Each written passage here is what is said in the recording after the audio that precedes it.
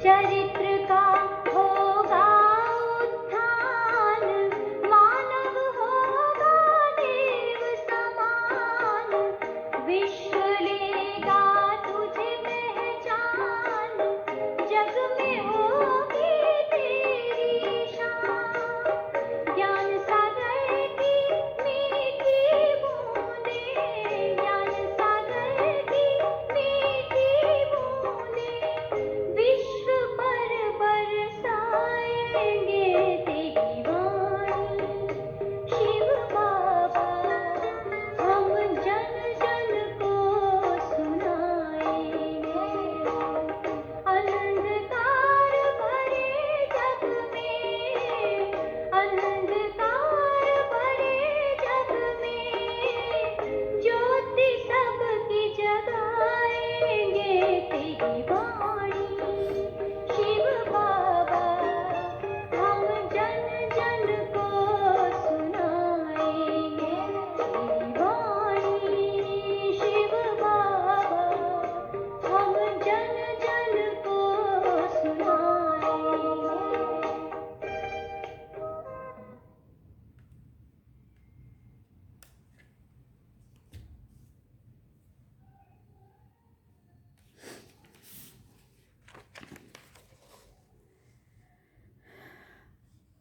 ओम शांति। बाबा good morning. आज बाबा के 11 दिसंबर 2024 के महावाक्य हैं। बाबा ने सार में कहा, मीठे बच्चे, बाप का मददगार बन इस आयरन एज्ड पहाड़ को गोल्डन एज्ड बनाना है। पुरुषार्थ कर नई दुनिया के लिए फर्स्ट क्लास सीट रिजर्व करनी है। क्या करना है? बाप का मददगार बन आयरन एज्ड पहाड़ जो बन गया है, इसको क्या बनाना है? गोल्डन एज्ड पहाड़ वर्ड बनाना है।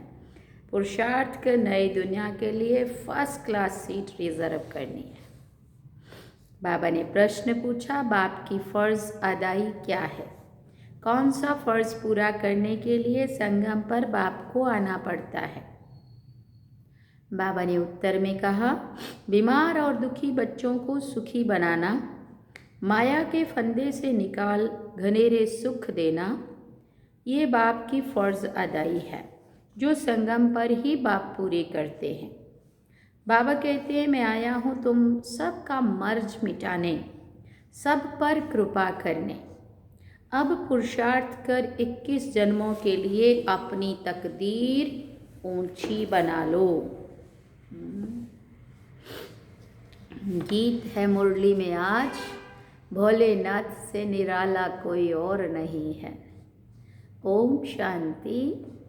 भोलानाथ शिव भगवान उवाच, ब्रह्मा मुख कमल से बाप कहते हैं, ये वैरायटी भिन्न भिन्न धर्मों का मनुष्य सृष्टि झाड़ है ना, इस कल्प वृक्ष अथवा सृष्टि के आदि मध्य अंत का राज बच्चों को समझा रहा हूँ।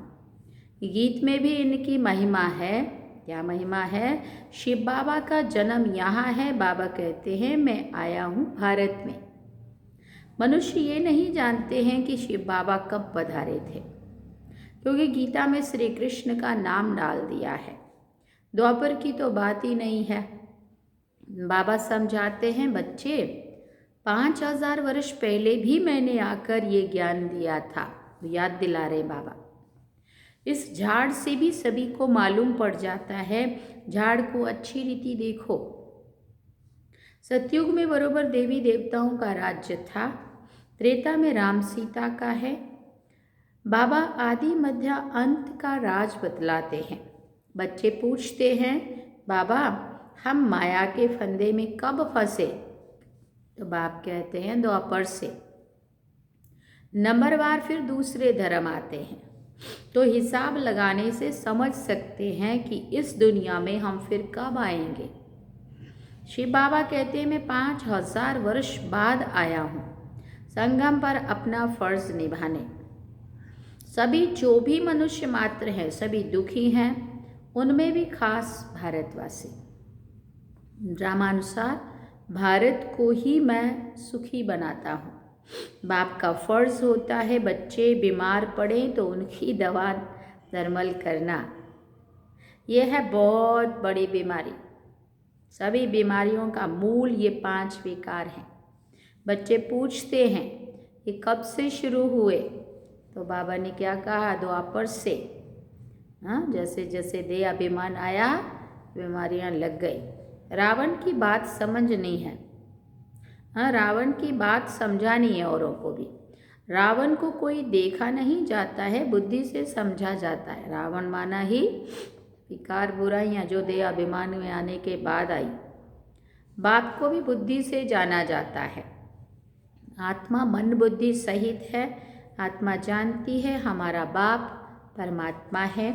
दुख सुख लेप शेप में आत्मा आती है। जब शरीर है तो आत्मा को दुख होता है। ऐसे नहीं कहते हैं कि मुझ परमात्मा को दुखी मत करो। बाप भी समझाते हैं कि मेरा भी पार्ट है। कल्प कल्प संगम पर आकर मैं पार्ट बजाता हूँ। जिन बच्चों को मैंने सुख में भेजा था वो दुखी बन पड़े हैं, इसलिए फिर ड्रामा अनुसार मुझे आना पड़ता है। बाकी कच्छ मच्छ अवतार ये बातें है नहीं। कहते हैं परशुराम ने कुल्हाड़ा ले क्षत्रियों को मारा। ये है सब दंत कथाएं। तो अब बाप समझाते हैं मुझे याद करो। क्या समझाते बाबा? अब मुझे याद करो।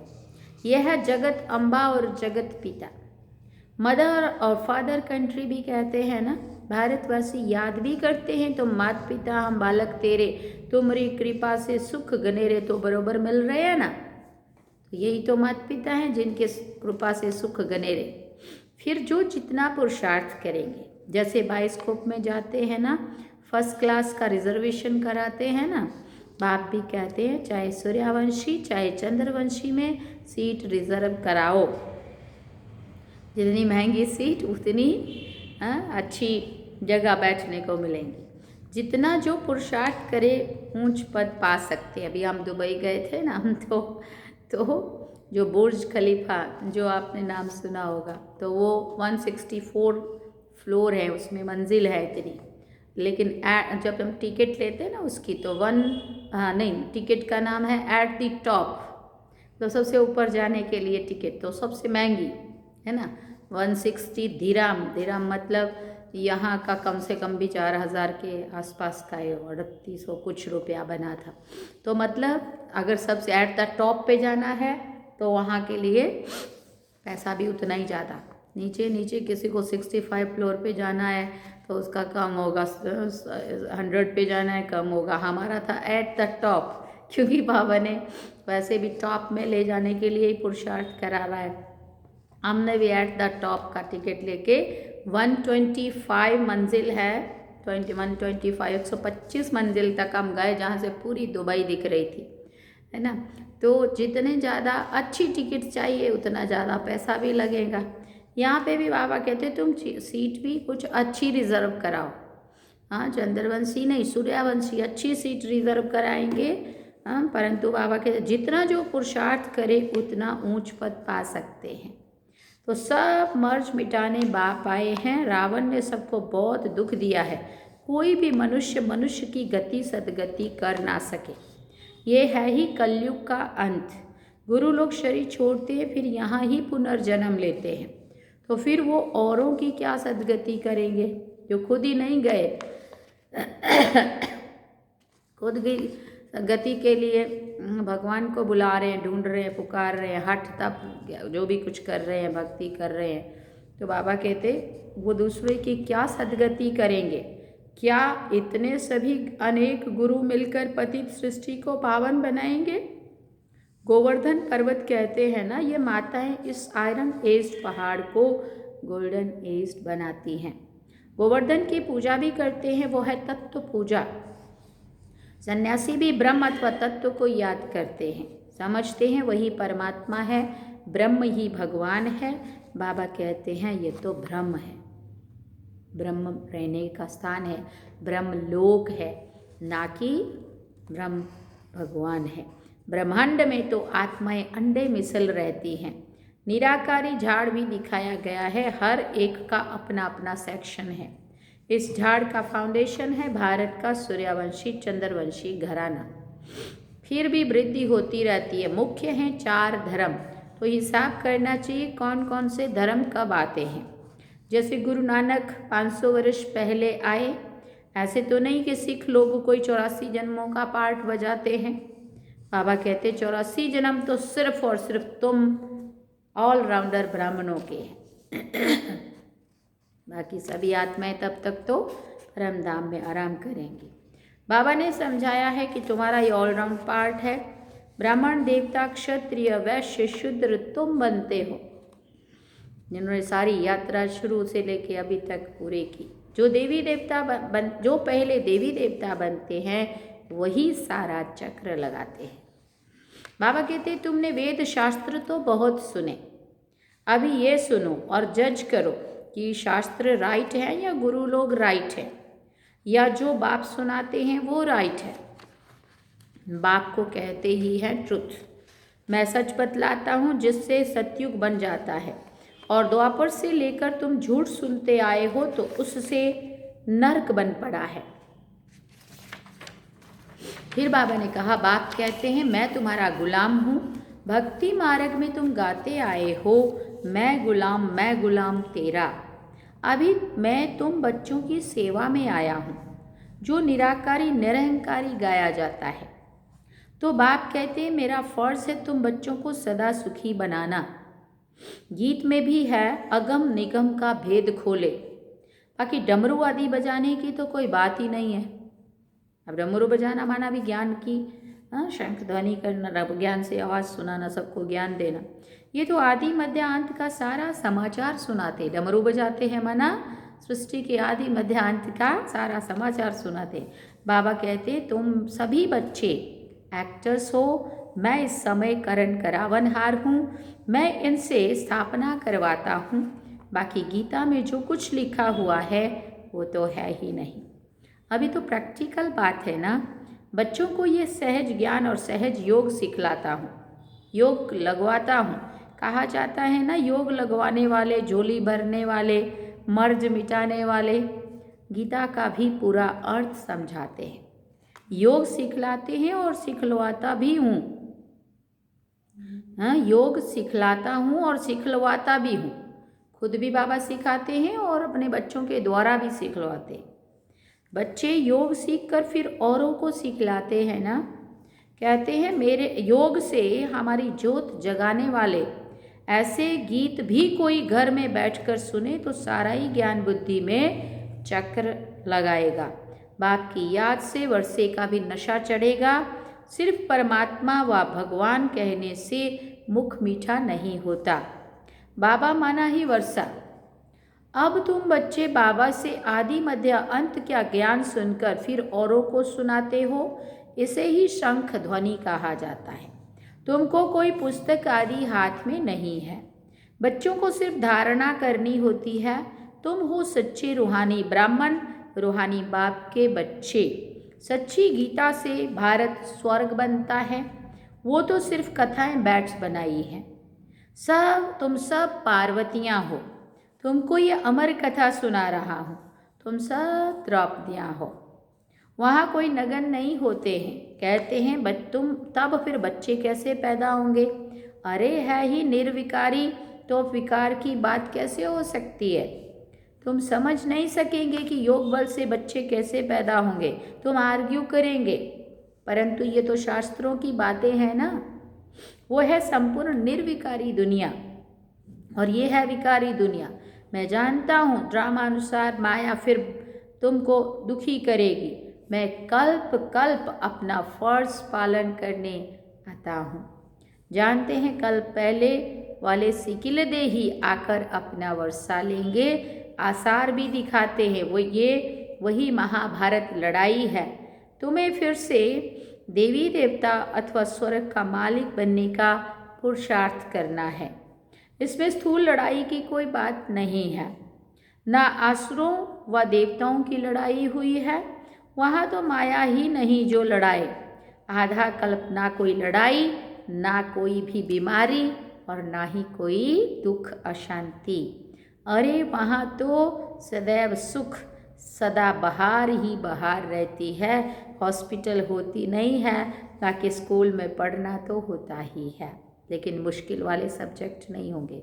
वहाँ कोई बीमार नहीं होगा इसलिए हॉस्पिटल नहीं होंगी, लड़ाई झगड़े नहीं होंगे इसलिए कोर्ट कचहरी पुलिस थाने कुछ भी नहीं होगा।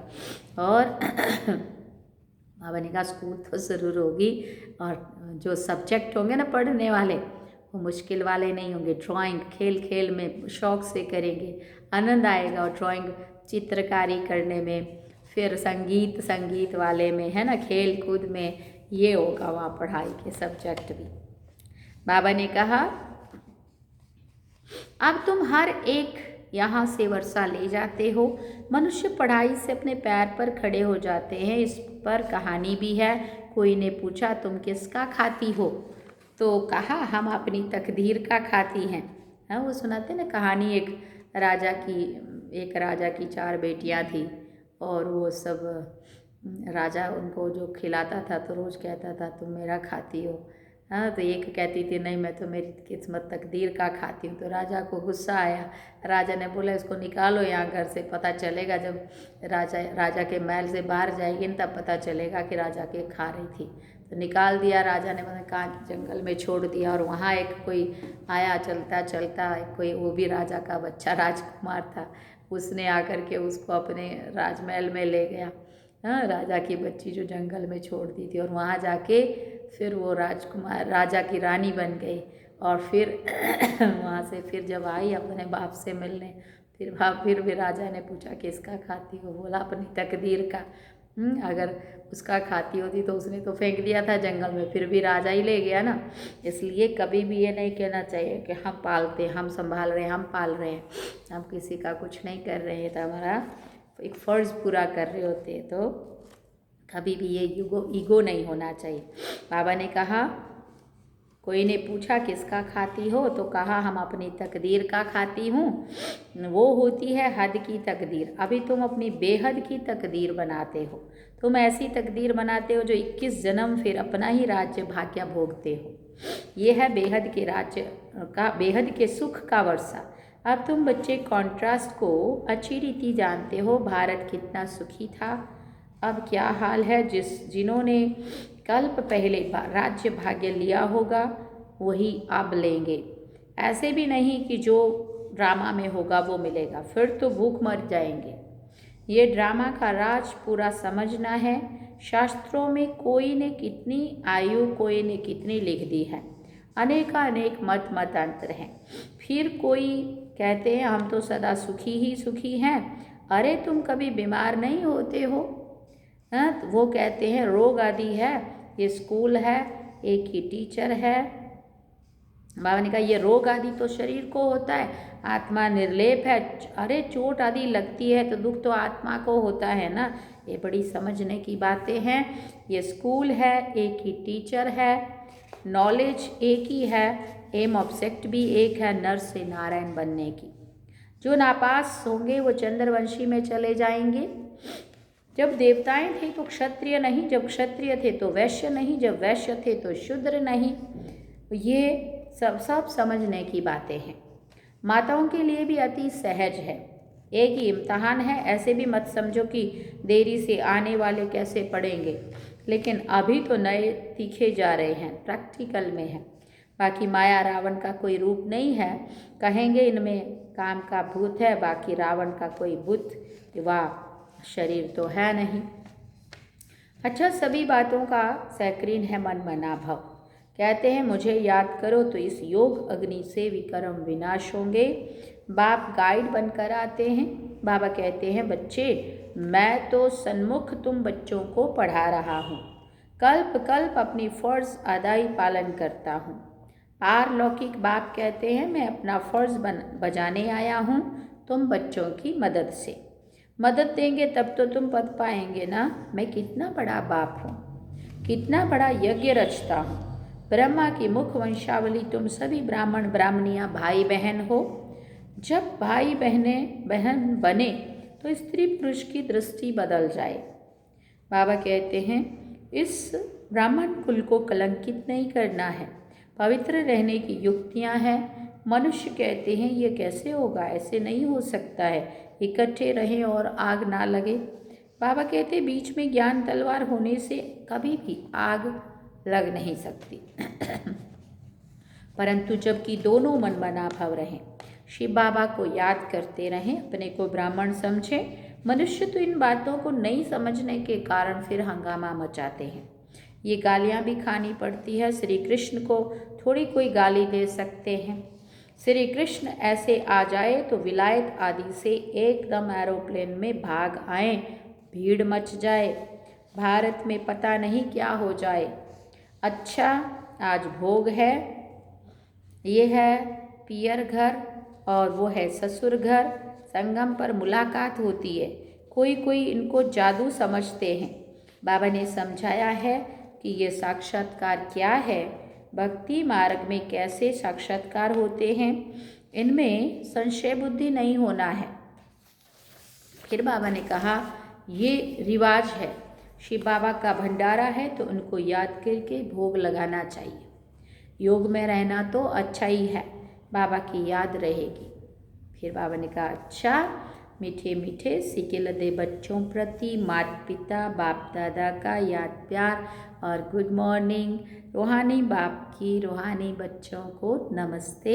हम रूहानी बच्चों की रूहानी माता पिता बाप दादा को दिलवा जान सिकवा प्रेम से याद प्यार, गुड मॉर्निंग, नमस्ते, थैंक यू बाबा, शुक्रिया बाबा। धारणा के लिए मुख्य सार है। पहला पॉइंट, स्वयं को ब्रह्मा मुख वंशावली समझकर पक्का पवित्र ब्राह्मण बनना है। कभी अपने इस ब्राह्मण कुल को कलंकित नहीं करना है। धारणा के लिए मुख्य सार क्या सुना? पहला पॉइंट, स्वयं को ब्रह्मा मुख वंशावली समझकर पक्का पवित्र ब्राह्मण बनना है। कभी अपने इस ब्राह्मण कुल को कलंकित नहीं करना है। दूसरी बात बाबा ने कही, बाप समान निराकारी निरंकारी बन अपनी फर्ज अदाई पूरी करनी है। रूहानी सेवा पर तत्पर रहना है। वरदान में बाबा ने कहा, स्नेह की शक्ति से माया की शक्ति को समाप्त करने वाले संपूर्ण ज्ञानी भव। स्नेह में समाना ही संपूर्ण ज्ञान है। स्नेह ब्राह्मण जन्म का वरदान है। संगम युग पर स्नेह का सागर, स्नेह के हीरे मोतियों की थालियां हम भर भर कर दे रहे हैं। तो स्नेह में संपन्न बनो। स्नेह की शक्ति से परिस्थिति रूपी पहाड़ परिवर्तन हो, पानी समान हल्का बन जाएगा। माया का कैसा भी विकराल रूप या रॉयल रूप सामना करे तो सेकंड में स्नेह के सागर में समा जाओ, तो स्नेह की शक्ति से माया की शक्ति समाप्त हो जाएगी। स्लोगन में बाबा ने कहा, तन मन धन मन वाणी और कर्म से बाप के कर्तव्य में सदा सहयोगी ही योगी है। तन मन धन मन वाणी और कर्म से बाप के कर्तव्य में सदा सहयोगी ही योगी है।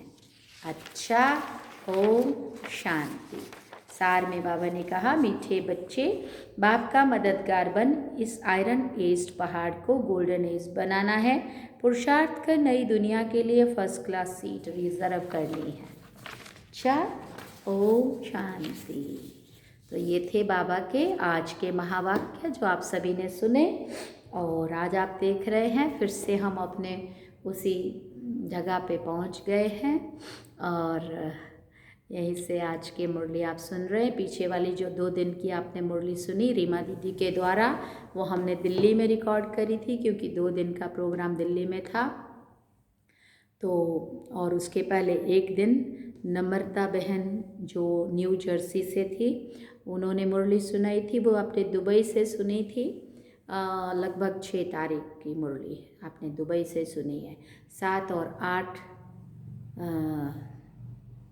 नहीं 7 तारीख तक हम यहाँ से रिकॉर्ड करके गए थे, शायद 8 तारीख तक, और 9 तारीख की आपने दुबई से सुनी, और 9 और 10 की आपने दिल्ली से सुनी, 8 की आपने दुबई से लगभग सुनी है आपने।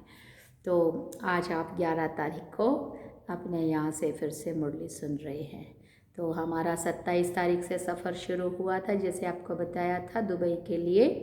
27 तारीख शाम को दुबई पहुँचे और उसके बाद 28 तारीख से 28, 29, 30 बाहर की कुछ जगहों पे साइट सीन के लिए गए। पहली तारीख को रीमा बेन का बर्थडे भी सेलिब्रेट किया सुबह के टाइम, और शाम को हमारा इंटरनेशनल वुमेन लीडरशिप अवार्ड 2024 वाला जो प्रोग्राम था उसके लिए फिर शाम को गए। और उसके बाद 2 तारीख को फिर और कहीं कहीं के जो भी साइट सीन थे, 2, 3, 4 ऐसे। और एक दिन दीदी ने फार्म हाउस में बहुत सुंदर पिकनिक रखी थी। और उसके बाद 5 तारीख को हम आबू धाबी, जो वहाँ से 130 किलोमीटर जितना है, वहाँ गए थे। और 6 तारीख की हमारी वापसी थी। और 6 को हम दुबई से बैठे थे दिल्ली, और 11:10 को, और शाम को 4, सवा 4 बजे हम दिल्ली पहुँचे। और नोएडा में जो हमारे भाई रहता है, विकास भाई, वहाँ पे रुके थे। 7 तारीख का प्रोग्राम वहीं से फिर फरीदाबाद में था। 8 तारीख को रीमा दीदी नंगल गई और उसको छोड़ने गए, और 9 तारीख को मैं वापस आ गई। और आज ये आपको एडवांस में 11 की सुना रहे हैं। आज 10 तारीख हो गई है ना। तो थोड़ा गला भी ठीक नहीं था वहाँ तो सब ठीक रहा, लेकिन दिल्ली में थोड़ा बंदी हो गया था। ऐसा करके ये हमारी यात्रा पूरी करके हम दिल्ली में 2 अवार्ड थे। एक नारी शक्ति अवार्ड था, एक डॉक्टर भीमराव अंबेडकर अवार्ड 2024। तो ये 2 अवार्ड दिल्ली में और एक दुबई में, तीनों लेके लाके बाबा को अर्पण कर दिए और आपको समाचार सुना दिया। ठीक है, अच्छा, ओम शांति। अब हम चलते हैं बाबा की याद।